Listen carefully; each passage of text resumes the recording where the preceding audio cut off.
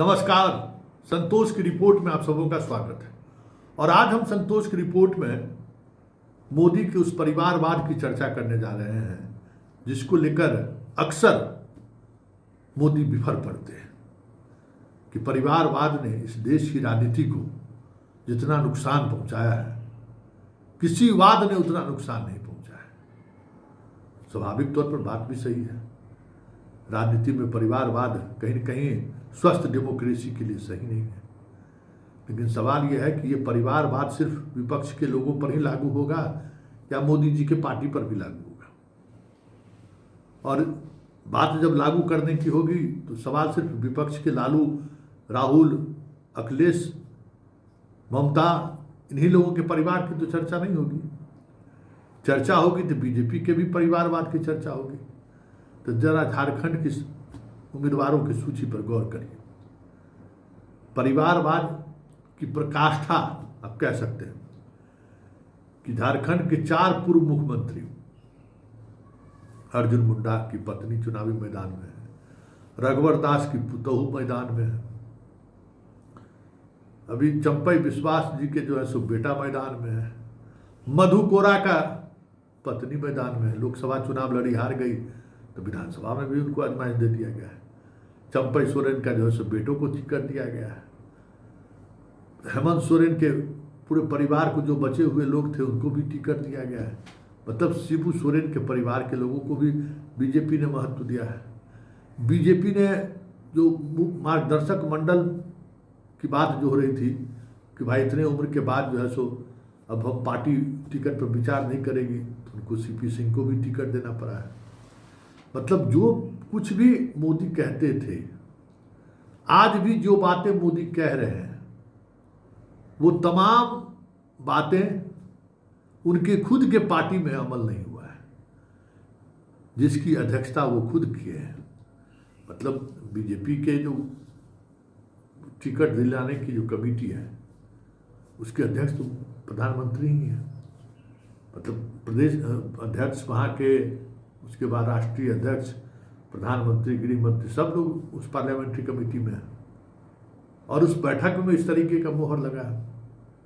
अब बिहार की बात कीजिए तो बाहुबली सुनील पांडे को बेटा को, प्रशांत को टिकट दिया है। ये परिवारवाद नहीं है। रामगढ़ में जिसको टिकट दिए हैं, याद होगा एनआईए का घुसखोर डीएसपी, और उस डीएसपी की वजह से इस पूरे इलाके में रामगढ़, सासाराम, गया, औरंगाबाद में चर्चा जोरों पर है कि किस तरीके से उगाही उसने की है। उसके ससुर जी, उसके डीएसपी की पत्नी के पिताजी को, अशोक कुमार सिंह को रामगढ़ से टिकट दिया।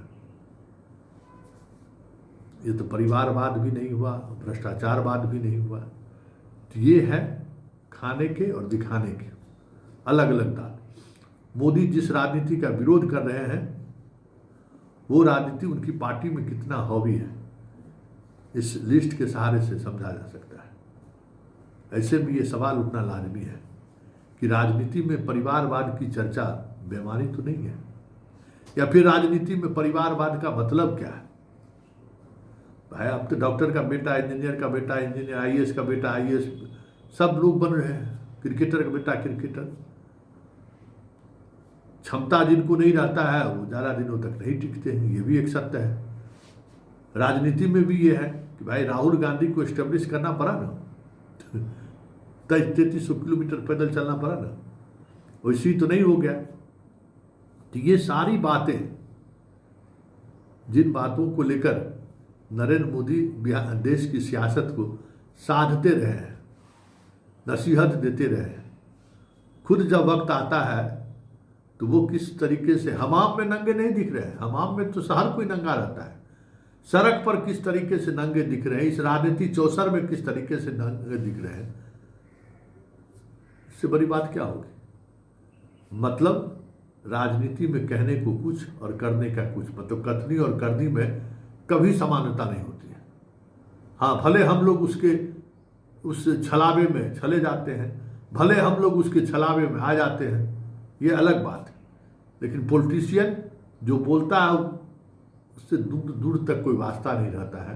ये बातें झारखंड और बिहार के टिकट वितरण करने से साफ लग गया है, साफ दिख भी रहा है।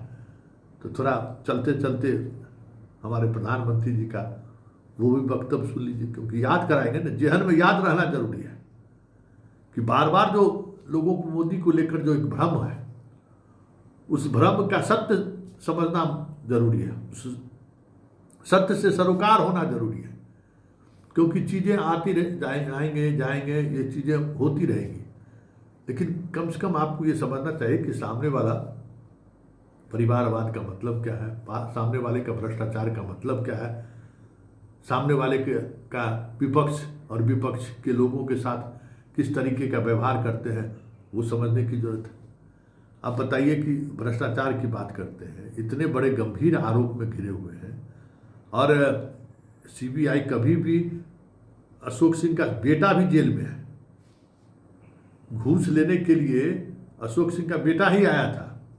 बात समझ में आई? जो आप देख रहे हैं मनोरमा देवी, वही मनोरमा देवी जिसको जदयू टिकट दिए, मनोरमा देवी के बेटा से यह कहते हुए घूस मांग रहा था कि नहीं दोगे तो तुमको 47 रख के फंसा देंगे, 3 करोड़ रुपया लाओ।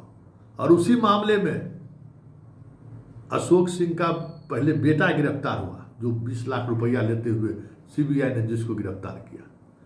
फिर उसी के बाद बयान पर कि ये पैसा किसके लिए लिए हो, उसके दामाद को गिरफ्तार किया।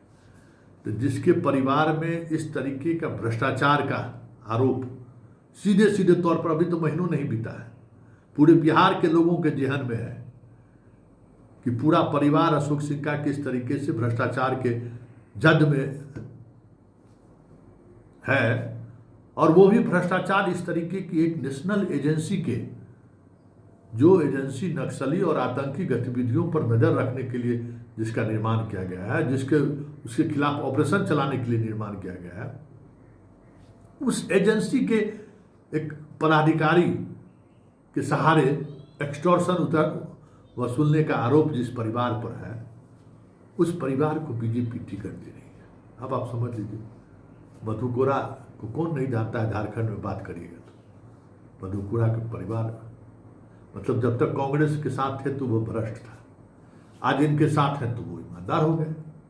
तो उनकी पत्नी सांसद के चुनाव भी हारी, तब भी उनको विधायक का टिकट दे दिया गया, वो परिवारवाद की गिनती में थोड़ी आता है। अर्जुन मुंडा जो खुद चुनाव हार गए, और जहां से वो विधायक रहते थे वहां से वो चुनाव नहीं लगे खरसामा से, क्योंकि वहां लोकसभा के चुनाव में हार गए थे, तो पत्नी को अलग से सीट दे दिया। और जिस रघुवर दास की वजह से बीजेपी को झारखंड में सबसे बड़ा नुकसान उठाना पड़ा, सबसे बड़ा नुकसान, अब सोच लीजिए कितना बड़ा नुकसान था वो।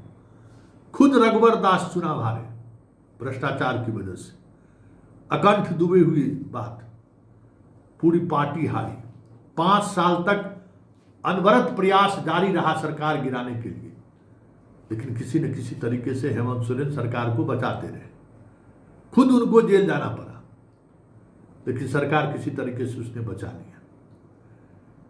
उनको पुरस्कार स्वरूप उड़ीसा का राज्यपाल बनाया, फिर भी अमित शाह जी को संतुष्टि नहीं हुआ तो उनके पुतोह को वहां से चुनाव लड़ाया जा रहा है। ये परिवारवाद और भ्रष्टाचार थोड़ी है। मतलब बीजेपी जैसी पार्टी भी जो चाल चरित्र और चेहरे की बात करती है, आज वो कांग्रेस का जीरोक्स आपको लगता हुआ दिख जाए तो कोई बड़ी बात नहीं है, क्योंकि कांग्रेस की राजनीति में भी यही चीज देखने को मिलता था ना। कांग्रेस में क्या था, परिवारवाद और भ्रष्टाचार कोई मायने नहीं रखता था। टिकट दीजिए, जिसको टिकट देना है दीजिए, पैसा लेके दीजिए, पैसा दे के दीजिए, जैसे हो टिकट दीजिए। तो आप, यही परिवारवाद है, यही भ्रष्टाचारवाद है, इसको समझने की जरूरत है। वोट आप जिसको देना है दीजिए, लेकिन इस सत्य को समझिए कि किस तरीके से पॉलिटिशियन हमें आपको गुमराह करता है, कभी परिवारवाद के नाम पर, कभी आतंकवाद के नाम पर, कभी हिंदू मुसलमान के नाम पर, कभी भारत पाकिस्तान के नाम पर। ये सब कुछ सिर्फ और सिर्फ नारे हैं जिसके सहारे हम हमारे आपके जैसे लोगों को कह सकते हैं कि मानसिक तौर पर एक इस तरीके की नैरेटिव को के साथ जोड़ने की कोशिश करते हैं जिसका राजनीतिक मायने भले ही हो, इस देश के डेवलपमेंट में, इस देश के सशक्त होने में कोई योगदान नहीं है। इसी तरीके के मुद्दों के सहारे हमारा आपका ध्यान भटकाया जाता है चुनाव के दौरान। कि जब वक्त चुनाव का आता है फिर हम लोग भूल जाएंगे, वही मोदी फिर वहाँ परिवारवाद पर भाषण देंगे और हम लोग ताली बजाएंगे कि ना सही बात कर रहे हैं। हेमंत सोरेन को शिबू सोरेन का बेटा है, परिवारवाद वाला बात कर रहा है, बात सही है। तो आँख खोलिए और चीज़ों को समझिए।